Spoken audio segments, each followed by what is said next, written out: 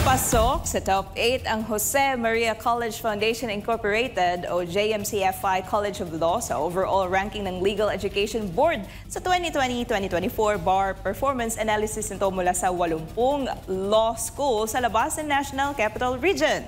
Narito ang report ni Jomel Santos. Pumwesto sa rank 8 ang Jose Maria College Foundation Incorporated o JMCFI College of Law mula sa 80 law school sa labas ng National Capital Region o NCR sa inilabas na bar performance analysis nito para sa 2020-2024 bar exams. Matatandang nakapagtala ng 100% pass rate ang JMCFI College of Law sa pioneering batch nito na kumuha ng bar exam taong 2020-2021 na kauna-unahang digitalized bar exam sa Pilipinas. Napanatili naman ng JMCFI ang above national average pass rate nito sa mga sumunod na batch ng bar exam takers.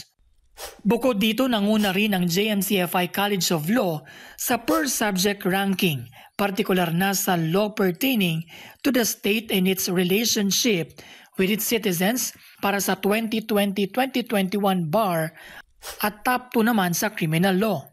Rank 4 naman ito sa civil law para sa 2023 bar exam at top 8 sa subject na law pertaining to private, personal, and commercial relations para sa 2020-2021 bar.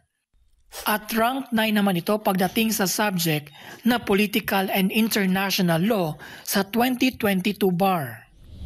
So this is a victory for the entire... Sa isang pahayag, sinabi naman ni Atty. Resi Rizada Nolasco, ang Assistant Dean ng JMCFI College of Law, na nagpapatunay lamang ito na hindi lamang nakikipagsabayan ang JMCFI sa mga malalaking institusyon, ngunit namamayagpag rin ito.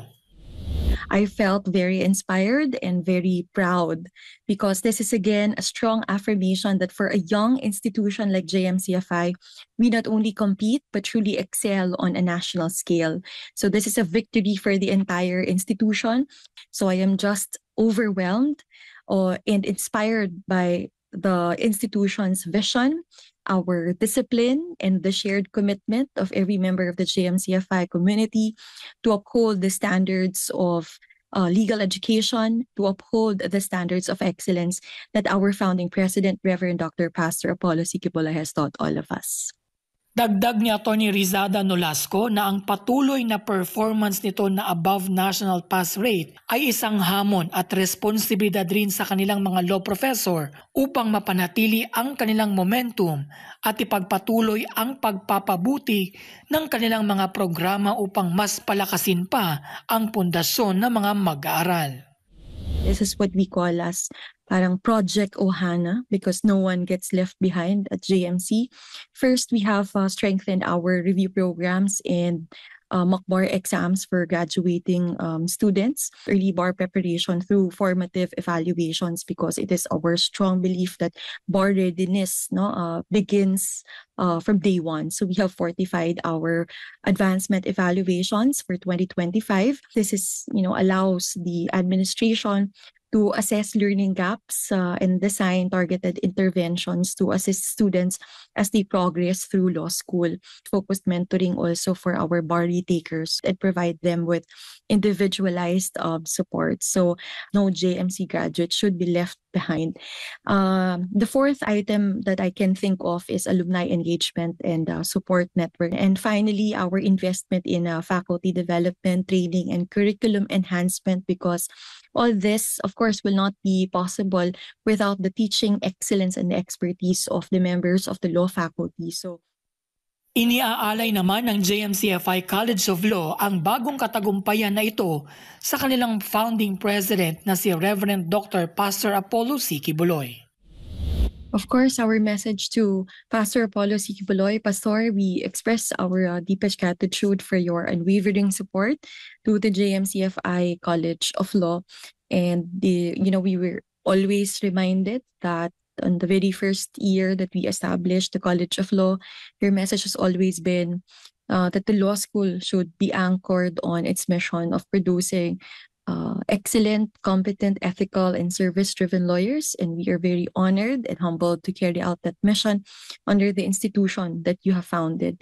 So we offer this latest milestone of the College of Law's placement in the National Bar Performance Analysis conducted by the Legal Education Board, because this achievement, after all, is a testament to your divine calling and your dedication to excellence. And of course, even in this very difficult and trying times, we remain steadfast in our prayers for strength and protection. Basta po kami dito sa College of Law, rest assured, Pastor, that we remain committed to upholding the standards of excellence and honor your legacy of faith, strength, unity, service to God and nation. Maraming salamat po, Pastor. Mula dito sa Davao City, para sa Diyos at Pilipinas kong mahal, Jomo Santos, SMNI News.